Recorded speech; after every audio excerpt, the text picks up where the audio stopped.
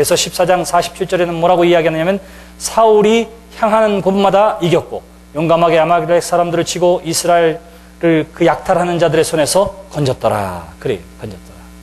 그리고 아말렉과의 큰 전투 가운데 승리한 다음에 사울이 어떻게 하느냐 하면 15장 12절에 보시면 사울이 갈멜리로 자기를 위하여 기념비를 세우고 발길을 돌려 길갈로 내려갔다 하는지라. 그래요. 자, 요단강에 세운 기념비와 또 다른 기념비가 세워졌습니다. 그것이 뭘까요? 사울이 가는 곳곳마다 전쟁에서 이기니까 사울 스스로가 어떻게 했느냐면 자기 자신을 위하여 기념비를 세웠다. 성경은 그렇게 이야기하고 있는 것입니다. 뭐 그럴 수도 있지 않겠어요. 매일 쫓겨다니고 매일 상처받고 전쟁에서 때리면 맞고 했던 이스라엘 민족들이, 그래서 우리에게 왕을 좀 달라고 했는데 하나님께서 세워주신 사울이 하나님으로 기름 부음 받아 왕이 되었고 나가는 전쟁마다 이기니까 백성들이 얼마나 좋아했겠어요. 얼마나 신나했겠습니까? 아말렉과 블레셋은 얼마나 가시 같은 존재였는지 모릅니다. 근데 그들을 다 멸했다. 성경은 그렇게 기록하고 있어요. 그러니까 얼마나 기뻐했겠습니까? 얼마나 사람들이 높였겠어요. 그랬더니 사울이 한 일이 있습니다. 자기를 위하여 기념비를 세웠다 하는 거예요. 자기를 위하여. 이 소식을 사무엘이 듣게 됩니다. 근데요, 성경은 어떻게 되느냐 하면 사무엘이 이 기념비를 세우기 전에 하나님께서 너무너무 마음 아파하시고 사울을 왕으로 세운 것을 후회했다. 이런 내용이 나와 있어요. 왜 그랬을까요? 그의 교만은 하루아침에 되어진 것이 아니에요. 되어지는 승승장구하는 모습 가운데에 그 결과가 기념비를 세우는 데까지 가게 된 것입니다. 사무엘이 사울에게 왔습니다. 그랬더니 사울이 뭐라고 얘기하느냐면 이렇게 이야기해요. 내가 여호와의 명령을 다 행했습니다. 그리고 당신이 하나님 여호와께 제사하려고 양들과 소들 중에서 가장 좋은 것을 남겨놓았습니다. 이렇게 이야기하는 거예요.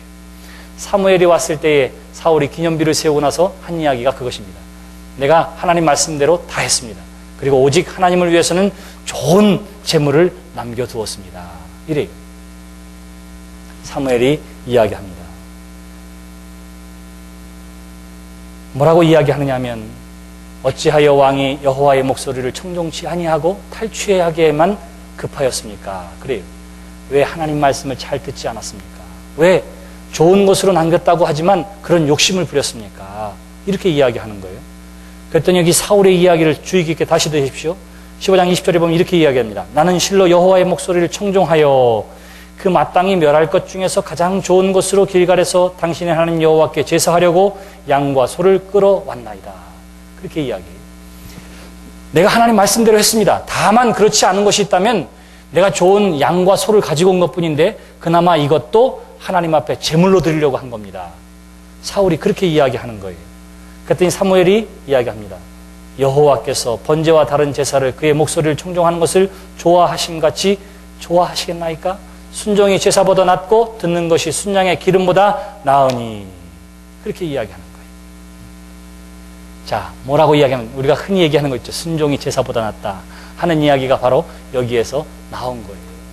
뭐라고 얘기하느냐면 사울이 변명할 것이 있습니다.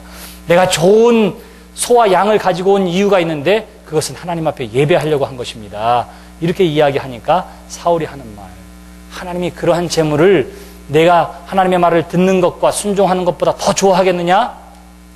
바로 제사하는 것보다 하나님의 말씀을 듣는 것이 더 중요하다. 이렇게 이야기하는 것입니다. 여러분, 여기에 중요한 것이 있어요. 자, 하나님 앞에 재물을 많이 드리고 귀한 것으로 드리는 것보다 더 중요한 것이 있다고 합니다. 그게 뭐예요? 하나님의 말씀을 듣는 것이고 하나님의 말씀을 따르는 것이라. 왜 그러냐 하면 여호수아가 어떻게 요단을 건넜느냐 하면 하나님의 말씀을 잘 들었어요. 그리고 하나님의 말씀에 순종했어요.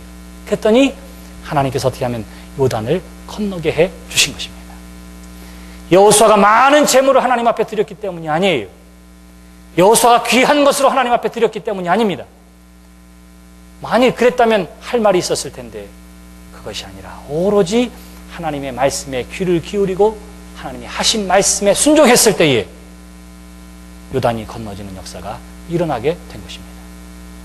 하나님이 우리에게 기대하시는 것이 분명히 있습니다.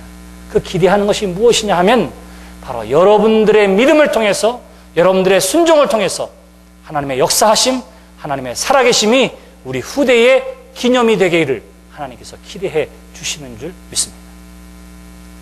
얼마나 중요한지 몰라요. 얼마나 중요한지 모릅니다. 여러분 한 사람 한 사람이 하나님의 말씀을 잘 듣고 순종함이 하나님의 살아계시고 하나님의 역사하심을 드러낼 만한 일들을 하나님께서 만들어내 주시는 줄 믿습니다. 하나님이 오늘도 살아계시는데 왜 홍해는 갈라지지 아니하고 요단강은 갈라지지 않는가? 사람들이 이렇게 묻는다면 이유는 하나예요. 하나님이 주무시기 때문도 아니고 하나님께서 외면하시기 때문도 아니고 하나님의 능력이 약해졌기 때문도 아닙니다. 거기에는 딱 한 가지의 이유밖에 없는데 모세와 같이 여호수아와 같이 하나님의 말씀에 대해서 무조건적으로 순종하고 따름이 우리 가운데 없기 때문이라. 이렇게 말할 수가 있을 것입니다. 하나님이 무엇을 통해서 역사하느냐라고 물으면 하나님은 하나님을 믿는 믿음 가운데에 그리고 그 말씀 가운데 순종하는 가운데에 하나님의 역사는 나타나게 되어지는 줄 믿습니다. 그래서 성경에 수많은 치유의 이적 가운데에 대부분 뭐라고 이야기하죠? 오른손이 오므라든 사람에게 예수님께서 말씀하십니다. 내 손을 펴라. 그래. 어떻게 했다고요? 내 손을 펴라. 자, 평생을 오른손이 오그라들었어요. 사람들이 왜, 무슨 일이야? 한번 펴봐. 사람들이 이렇게 얘기했을 거예요. 분명히. 노력해도 안 됐는데 예수님께서 똑같은 말씀을 하십니다. 내 손을 펴라. 그때 그가 어떻게 합니까? 성경은 그가 손을 폈다. 그래, 폈다. 이유가 어디에 있습니까? 예수님의 말씀을 그가 듣고 순종했기 때문에, 실행했기 때문에 펴짐의 역사를 그가 볼 수가 있었던 거예요. 특별한 치료의 행위가 성경에는 나타나 있지 않습니다. 왜 그럴까요? 아마 오늘날 눈먼 사람 진흙으로 씻겨서 실로암 못에 가서 씻었더니 다 보게 되었다. 그러면 안경 쓴 사람 저마다 다 그 진흙이 어디서 구했느냐고, 그 연못이 어디 있느냐고 다 물어볼 거예요. 다 물어볼 거예요. 근데 그것은 중요한 것이 아니에요. 중요한 것은 어디에 있느냐 하면 그가 예수님의 말씀을 듣고 순종했다고 하는 데에 있습니다.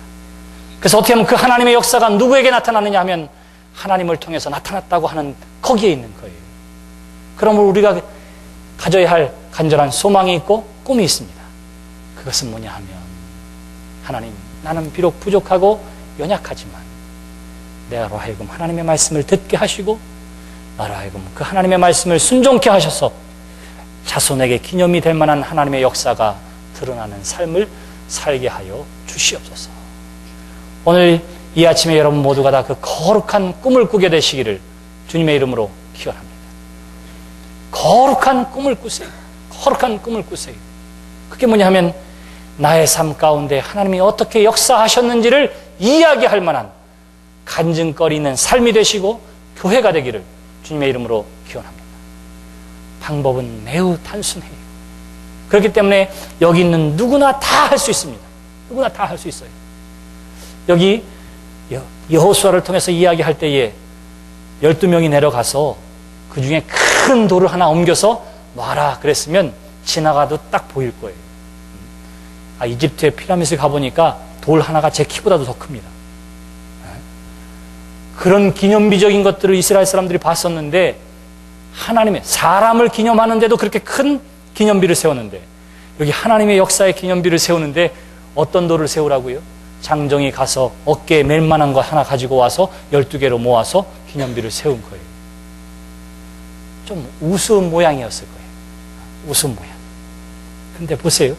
여기 어떻게 하느냐 하면 큰 돌 하나로 이렇게 딱 덩그러니 하나를 하지 않고 12지파를 대신해서 한 사람이 가서 한 지파에 한 사람씩 가서 12개를 모아다가 기념비를 세웁니다.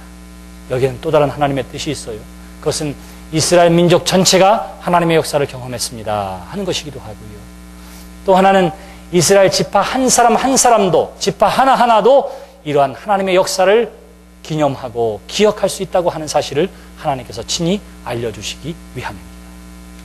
그것은 저와 여러분들 한 사람 한 사람도 역시 마찬가지로 그 위대하신 하나님의 역사를 경험하고 기념할 수 있다고 하는 사실을 우리에게 가르쳐주고 있는 것이지요.